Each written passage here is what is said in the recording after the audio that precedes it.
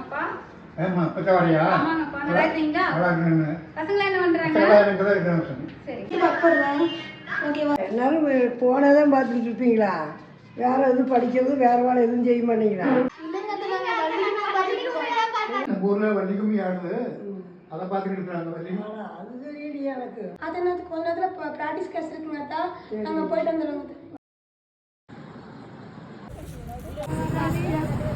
அரங்கேற்றத்துக்கு 2 நாள் தான் இருக்கு.